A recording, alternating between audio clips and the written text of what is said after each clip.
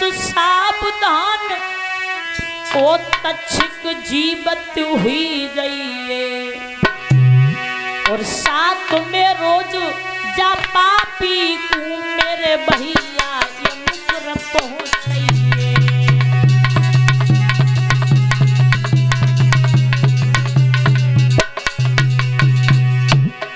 बोले बस सावधान ओ तक्षक जीवत हुई जाइए, साथ में रोज जा पापी मेरे दादा यमपुर पहुंचाइए।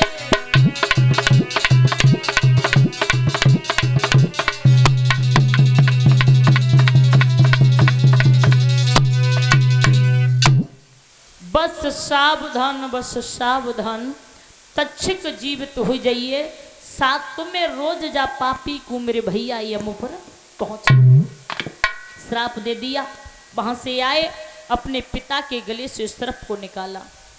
ऋषि की आंख खुली है जैसे ही महाराज, तो जवाब दिया कि पिताजी तुम्हें पता है कि तुम्हारा कितना बड़ा अपमान किया है राजा परीक्षित ने। तुम्हारे गले में मरा हुआ सर्प डाल दिया, लेकिन मैंने उसे छोड़ा नहीं। श्राप दे दिया है कि 7वें दिन तक्षक डस जाएगा। तो ऋषि ने कहा है आप कैसी बातें कर रहे हो, है? जवाब दिया राजा बड़ा अच्छा राजा था, कोई गलती हो भी गई तो आपको ऐसे श्राप नहीं देना था। जाओ जाकर के बता दो जो राजा परीक्षित अपनी मुक्ति का उपाय ढूंढ ले, ध्यान रखना। लेकिन राजा परीक्षित महाराज जैसे ही घर पहुंचे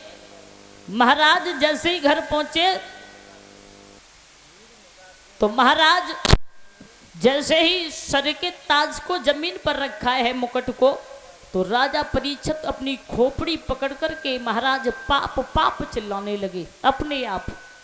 जब पाप पाप चिल्लाने लगे तो किसी ने बताया है कि तुम्हें 7वें दिन तक्षक डस जाएगा, तुमने ऋषि का अपमान किया है। महाराज राजा परीक्षित को जब ये पता चला कि हम 7वें दिन मर जाएंगे, तो राजा परीक्षित हंसने लगे, हंसने। अब भैया तुम बताइयो, अगर काऊ जी पता चल जाए कि हम 7वें दिन मर जाएंगे, क्या वो हंसेगा या रोएगा? रोएगा। लेकिन राजा हंसे क्यों? इसमें कारण था। महाराज हंसे राजा इसलिए कि राजा ही को नहीं भैया, राजा को अकेले नहीं, हमें और आपको भी श्राप लगा है, ध्यान रखना। इन्हीं 7 दिन में सब जन्म लेके आते हैं और इन्हीं 7 दिन में सबकी मृत्यु होती है, ध्यान रखना। तो राजा को नहीं, हमें और आपको भी श्राप लगा है, 7वें दिन मर जाएंगे महाराज। तो राजा परीक्षित महाराज हंसने के बाद में जोर जोर से रोने लगा। अब रोया क्यों राजा? रोए राजा इसलिए महाराज कि सर्प के काटने से अधोगति को जाना पड़ता है, ये सब जानते हैं महाराज। सर्प के काटने से अधोगति को जाना पड़ता है, हमारा कल्याण कैसे होगा? जब महाराज ब्राह्मणों से पूछा है, विद्वानों से पूछा है, तो सबने एक ही बात कही है कि राजन आप ऐसा कीजिए कि श्रीमद् भागवत महापुराण कथा का रसपान करिए और आपका कल्याण अवश्य ही होगा। अच्छा हाँ, बोले कल्याण हो जाएगा, हो जाएगा। जो व्यास के पुत्र हैं श्री सुखदेव जी महाराज, उनके पास चले जाइए। महाराज राजा परीक्षित ने राजसी वस्त्रों को उतारा और राजसी वस्त्र उतारने के बाद में राजा परीक्षित चले हैं।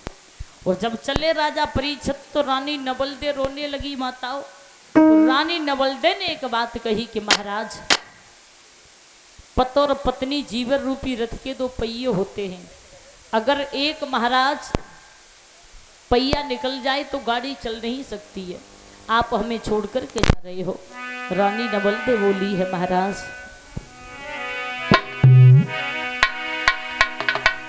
हो जिया बिन देह और नदी बिन बाण,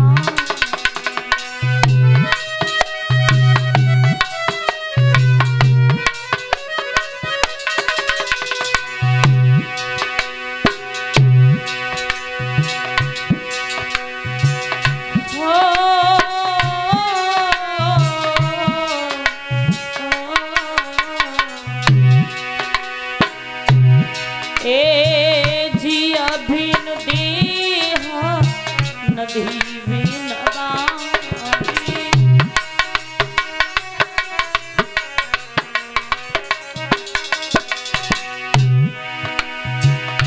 दादा बेसी नाथ पुरुष बिन नारी बेसी।